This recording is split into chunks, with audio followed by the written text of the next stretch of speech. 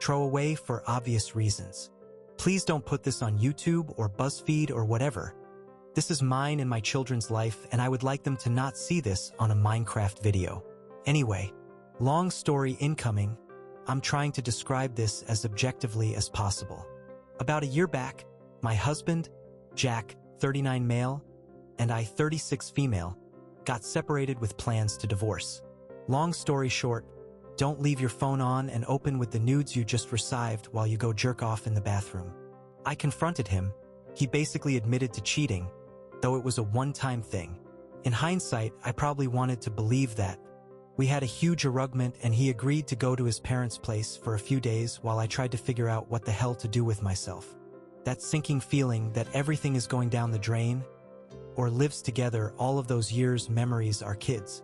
It was without a doubt the worst time in my life, and I was so angry. Jack was super apologetic and begged me to go straight to divorce, that it was a misstep and we could work it out. I really wanted that to be true, so we went to therapy to try to talk it out. All the way he was saying that he would do anything to make it right, I just had to name it. But in the end, I just couldn't see how I could trust him again, so we agreed to separation. Jack moved out, and all in all it was rather civil. We thankfully had an apartment that I could manage rent for on my own, and he was agreeing to everything I wanted done in a certain way. The only issue was our kids. I'm not going into details about them, but they are in the age range 10 to 13 years old, 2 girls. Jack was living on a friend's couch and couldn't have the kids there for sleeping over. So the first about 6 months he would pick them up after breakfast on the weekend and drop them off after dinner the same day. I want to stress that I never held the kids from him. He is a loving dad who cares greatly for them, and we were in agreement that it was more important for him to save on rent and find something permanent, even if it meant seeing the kids less in the beginning. They missed him but understood that it was temporary. About a month after the divorce was final, Jack texted me. We communicated primarily about the kids, that he had found a place to live and wanted the kids to come over for the whole weekend. Part of that hurt a lot, that we were really not married anymore, but my kids come first, always. So we arranged it for the following weekend, and they were over the moon. Frankly, I was looking forward to a weekend to myself as well. The kids come home on Sunday and they want to tell me everything about it. Jack has found a nice place and is settled in, and there is a guest room where the kids can sleep and everything seems great. We decide, over text, that they can come over every other weekend so he can start seeing them more.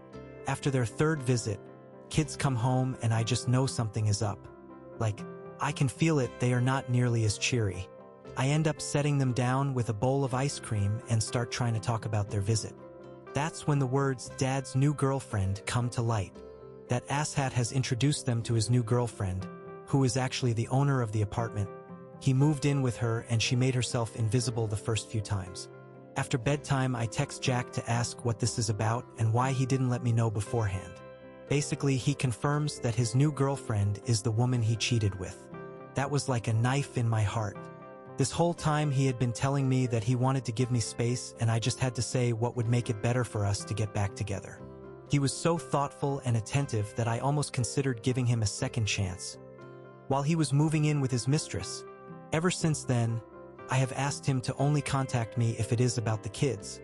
I want nothing to do with him besides that.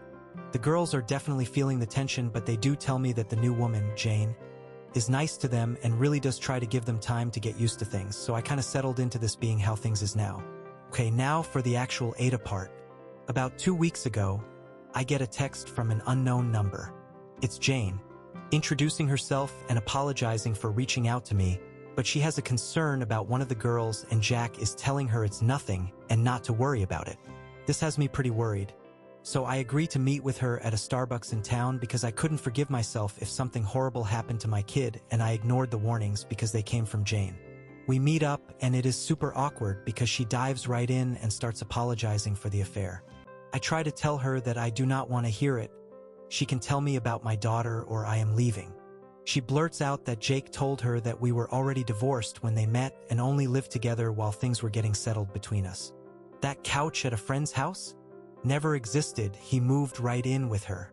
He knew the kids would give it away, so he made up that lie to hide it. I basically tell her that she had 10 seconds to get to the part about my daughter, and she tells me that she is going to break up with Jack, and she wanted me to know because she knew that this would mean another uprooting for my kids, and she felt genuinely upset at having to do that. She told me she had found out because she had been cleaning up her office that he uses when working from home and had found some of the papers from the divorce and saw that the date was way off from what he had told her.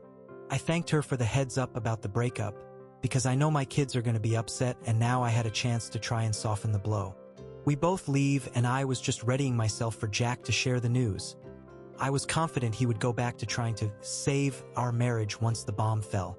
Little over a week goes by, and I make up an excuse to keep the kids that weekend, just in case. Still nothing until Jane texts me again. She had confronted Jack about the papers, but he had already hidden them and has spent days trying to gaslight her into believing that she must have seen it wrong and convincing her to stay together. She asks me straight up for a copy of the final document, which we both have, of course. I ended up sending her a scanned copy by email with a note that I do not want to be contacted again by her. Well, Jack got himself kicked out. He's living with his parents, for real this time, and he is blowing up my phone and my email and work email, calling me a hole and a vindictive bitch for getting involved in their relationship. Basically, he blames the breakup on me for getting revenge, and is telling everyone in his family and social circle that I made up lies to poison Jane against him because of the divorce. Even some of my family says I should have stayed out of it. Maybe I shouldn't have sent her those papers, but on the other hand, he put himself in this situation with his lies. She was going to find out sooner or later. Am I the asshole for giving her proof of his lies? Edit. First, I want to thank everyone who took time to comment, and thank you to those of you who shared similar experiences. I might update at some later point, but right now everything is pretty chaotic and I'm looking into therapy for myself. Kids are covered, because I feel like I don't even know who my husband was anymore. I called his mother last night. They are my kids' grandparents and I want to have a good relationship with them, despite what their dad is doing. I told her that they had the right to support their son, but I wanted to tell them my side of things, and then we could decide how we moved forward in regards to the kids. I've always had a good relationship with my in-laws, so I figured she would be open to at least hearing me out. The call ended up being more than 2 hours because, surprise, surprise, he fucking spun this far-out lie to them about the whole divorce and everything. That we split because he fell out of love with me and found his soulmate in Jane.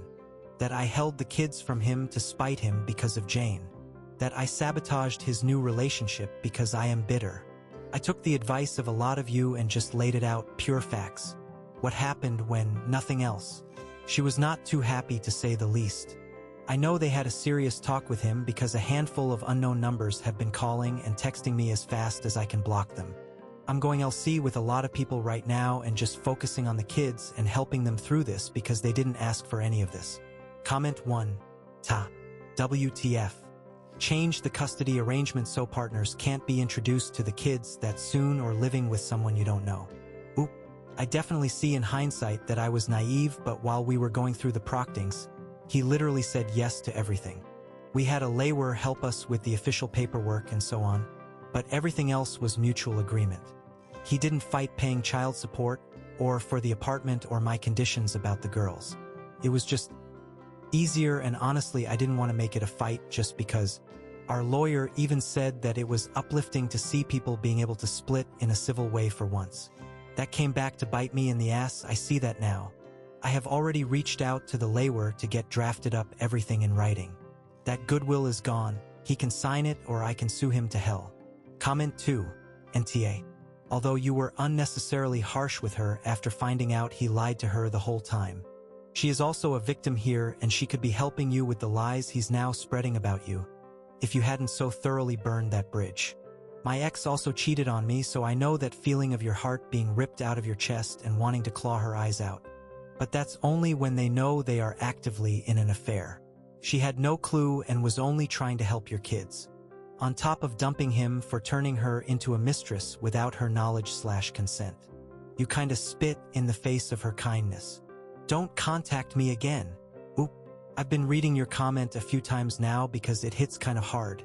I'll admit, maybe I was too hard. I do believe that she did me a great kindness, looking out for my kids. In the situation, however, I just had this voice inside of me screaming to get out because I felt like I was going to throw up if I stayed another second. I see several people mention this, and I don't know if I'm ready to be in regular contact, but you do have a point, that I owe her a thank you. Maybe I will see if I can send her a letter or email once I put my thoughts together. There is a lot of things in this thread that has given me something to think about. Update. Some people have reached out to me for an update, so here we go. First things, as something to clarify in my first post. My family has always been the types to not let any conflict show in public. As kids, we were never scolded in the store if we were being brats. It was always at home afterwards. When I brought it up, my parents immediately admitted that it was a knee-jerk reaction and that they only felt upset that several family members had been involved because they don't want the kids to get involved. They are 100% on my side and has offered to help pay for therapy or take the kids whenever I need it. The actual update.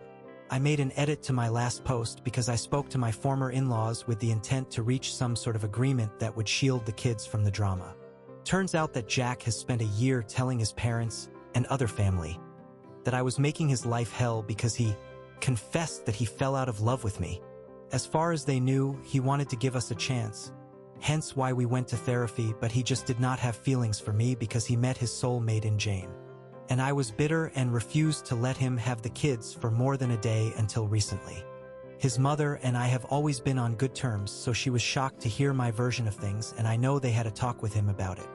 He spent a few days writing and calling on social media and phone, so my guess is that they did not buy his excuses. They and I have, however, made an agreement that if the kids come over, one of them have to be home and keep Jack from lying to the kids. Their house is total no mention of the issue zone, so the kids can escape this whole thing a little. I trust them on that. As for me, after the phone call with XIL, I decided that I needed to talk to a professional. I felt so disillusioned and betrayed. I bare felt like I knew what was up and down.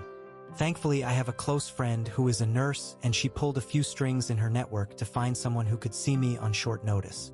It was hard, real hard.